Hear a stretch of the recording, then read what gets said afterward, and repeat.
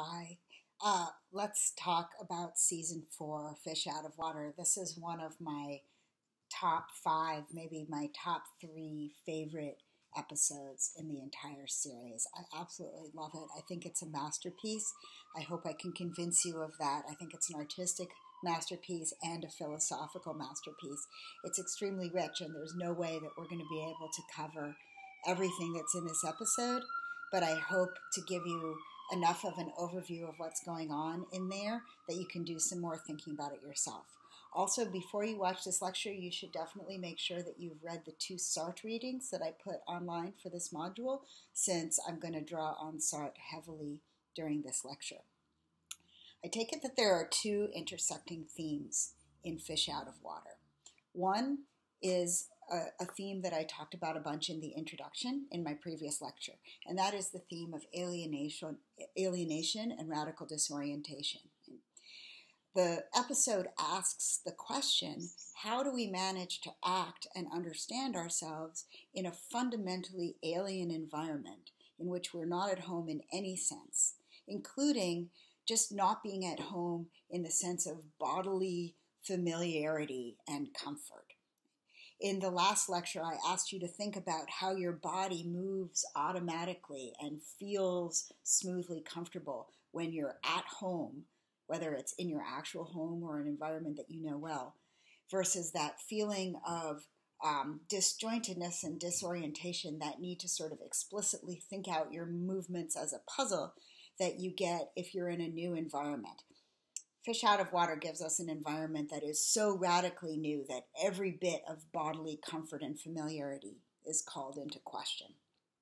The second theme, and these themes twist together in the episode, which is quite a feat because they're quite different themes, but the second theme is, are you fundamentally responsible for your individual choices that you make, or are your choices ultimately shaped and conditioned by your circumstances and by your obligations to other people in ways that you can't really control or be responsible for? Or, third option, are your choices conditioned and shaped by your circumstances? I should have said your circumstances and your history, right? Are your choices shaped and conditioned by your circumstances and your history and your obligations to other people, and yet you are fundamentally responsible for them at the same time, even though they're conditioned and you can't just voluntaristically do whatever you want? Those are three different possible ways of thinking about free will and responsibility, right? Ultimately, you're the one who is responsible for choosing freely what you do. Ultimately, your responsibility is seriously compromised by the fact that your environment and your obligations to other people condition your options and shape what you do. And the combination of those two things, the idea that yes, what you do is deeply shaped by your circumstances and your history and other people, and yet you're fundamentally responsible for it. We talked earlier in the term about existentialists Camus and Nietzsche, and now we're going to add in a third existentialist, Jean-Paul Sartre, who's relevant to helping us think through this question of radical responsibility. And luckily for us, the episode tells us directly that it is about Sartre, so that's helpful. We're also going to talk a little bit about the importance of connections to others more generally, and we're going to wave back at the theme of apology, although I'm going to say that apology is really important to this episode, but I'm going to save my remarks on apology for a separate lecture. So first of all, notice how this episode does an incredibly good job just at the aesthetic level, at the level of how the visual and auditory episode is constructed and drawn, of constructing a really completely alien environment, right? It's visually alien, it's socially alien, it's alien at the level of movement. We see how the creatures and even the environment in the underwater world move in ways that have nothing to do with how they move above ground, right? So even that sense of how you move through space is unsettled in this episode. The creatures swim rather than walk, but not only that, just everything moves according to a different rhythm than we're used to. So at that level of vision and movement, it's totally alien. The fact that Bojack can't communicate with any of the other creatures because they use a different language and because he's communicating through water means that the environment is totally alien from a communicative point of view, and it also sounds different, right? Sorry, let me just figure out what I want to say next here for a moment. Yeah. In terms of alienation, let me just point out to you that here's one of the moments where it really matters to the show that they use animal characters. It allows them to explore the alien and the different in ways that are really rich compared to what we usually get to do. Right? So this environment in the underworld is designed for animals that have entirely different capacities from those of our central characters, all of whom are mammals.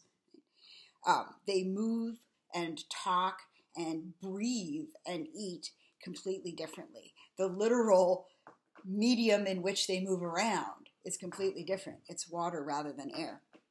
So there are all kinds of different animals on the show, always, right? We see almost every possible kind of animal character. But this is the one time on the show where we see a place that is truly not constructed for characters who have bodies anything like our main characters.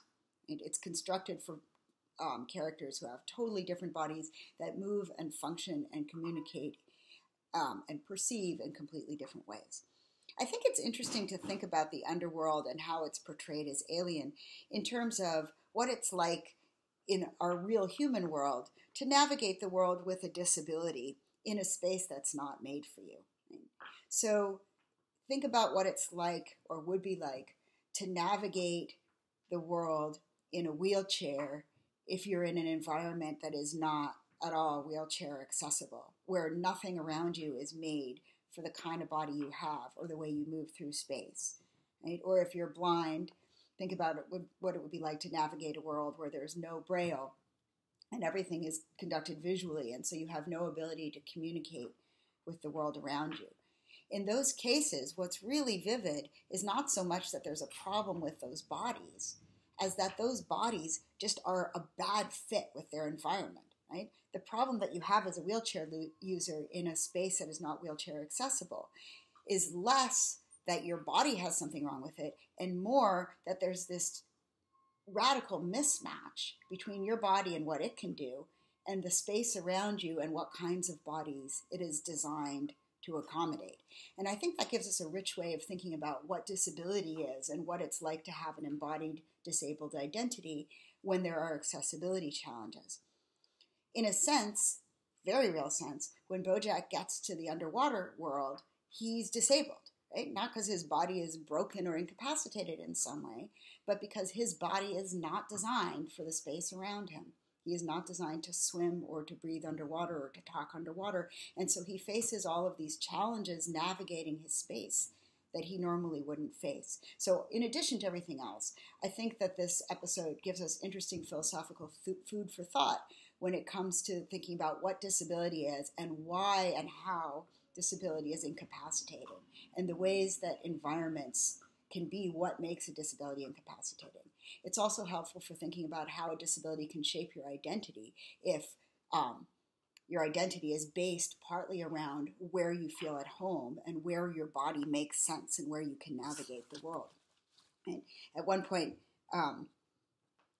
Bojack says, "I'm a land creature. I don't belong down here." And I think that's very telling, right? It's not just that the underwater world is really different from what he's used to. It's that he fundamentally doesn't belong there. It's not made for him, and he doesn't experience it as familiar or usable.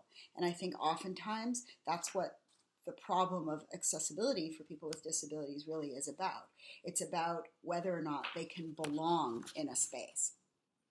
So this episode is visually gorgeous, right? It has basically no dialogue. It's done mostly at the level of visuals. It does an incredibly brilliant job of placing Bojack in a totally disorienting and alien world where he can't talk or understand. Notice all of the little details that are put in there to make it more alien and more disorienting. And he doesn't understand how the transportation system works or where the buses go. He has trouble making the taxis go where he wants them to go. He has trouble making the buses go where he wants them to go. He gets lost. He ends up in a place where he doesn't know how to find his way back. He doesn't understand the social norms, right? He's confused by people's behavior and what they're expecting out of him. This is going to be really important. He doesn't know how to behave in a way that is socially acceptable. The hand gestures mean different things than he's used to, and so things that he thinks he's communicating are not what he's communicating. Everything around him looks and moves differently. There are advertisements up for incomprehensible products that we don't understand the point of or what they're for. The lighting and the colors look different than we're used to. In fact, even reproduction works differently, right? One of the main characters in this episode is the male seahorse who, like actual seahorses, is capable of pregnancy and reproduction. So even our normal sense of which bodies are reproductive bodies are thrown off. So much of the alienness in this episode is at the level of aesthetics and the body. It does a great job of making us feel what it feels like to just feel fundamentally out of place in a space, to feel like that space is not one that you can understand and not one that your body belongs in, even though it's incredibly beautiful. One thing that I think is really interesting about the episode, and this might be more noticeable and appealing to older audience members, people who were old enough to have memories of the Cold War that ended in 1990, is the way that the episode has chosen to use riffs on Russian themes in order to underscore the idea of an alien world that is behind an impenetrable veil, right? For those of us who are old enough to remember the Cold War and the Iron Curtain, and who were on the other side of it, right, who weren't living in the USSR, at that time, Russia became a symbol, or the USSR more generally became a symbol, right? It was a symbol for something fundamentally alien from us, but not just alien, also unreachable, cut off, right? That's the point of the Iron Curtain. It was on the other side of the curtain. There was a sense that was sort of encouraged culturally that Russia was a land where all the rules were different and unpredictable, that if you went there, you wouldn't understand what you were seeing, you wouldn't know how to behave to keep yourself out of trouble, you wouldn't get the social norms, everything was different. Right? Everything was different and on the other side of this kind of uncrossable divide. And I think that in this episode, the divide between land and water mirrors the divide of the Iron Curtain. Why do I think that? Well, it's not like there's anything explicitly Russian in the episode, but if you notice, there's all kinds of little flags. The colors that are used are very much sort of retro USSR colors. The style and the opulence of the hotel and the ballroom very much look like the grand Russian ballrooms that we used to see pictures of. The script in the underworld looks like a variation on the Cyrillic script. That's really noticeable once you see it. If you notice at the party at the end, all of the characters are drinking vodka specifically, which is associated with Russia, and it has a little insignia on it that you can't make out, but it looks very much like a Tsarist Russian insignia. So I think at the level of aesthetics, like there's nothing literally Russian, but at the level of aesthetics, the show has gone out of its way to sort of evoke that Cold War USSR Russian aesthetic to remind us of that which was considered alien and cut off. Now, of course, in a way that was silly. There was nothing magically alien about Russia, right? The Cold War ended, and we found out that Russians were people just like us. But in a way, that's the point, right? The alienness of the underworld isn't based on any actual, absolute, natural divide. Well, I don't want to say that because the air-water divide is pretty natural. But the point is that the experience of alienness goes beyond any necessary or actual alienness, right? It's set up to show up to us as an impenetrable and alien world. And things can be set up that way, even if that alienness could, in other contexts, be overcome. I think one cute flag of this is at the end of the episode, at the very end, we find out that Bojack could have been communicating just fine all along if he had just used his speaker box. So there's a sense in which that alienness wasn't necessary. He sustained it, and he sustained it partly because he went down there already thinking of it as a maximally alien environment in which he didn't belong. And so there's some lesson in there, I think, also about xenophobia and especially the kind of xenophobia that we had during the Cold War, and that maybe we're starting to get again a little bit as Russia becomes a symbol once again in political life for Americans at least. But yes, I think that the Soviet aesthetic themes, even though they're not explicit, are very much used to enhance this alien world for us. The only person down there that Bojack knows is Kelsey, right? His director friend who he had this breach with. And throughout the entire episode, he keeps trying to make contact with Kelsey, and it keeps failing. So the one kind of person that would have given him something familiar, he doesn't manage to get a hold of. In the most literal sense, she keeps sort of slipping through his fingers and getting away at the last moment. Okay, I'll pause there so this video isn't too long, and then we'll continue.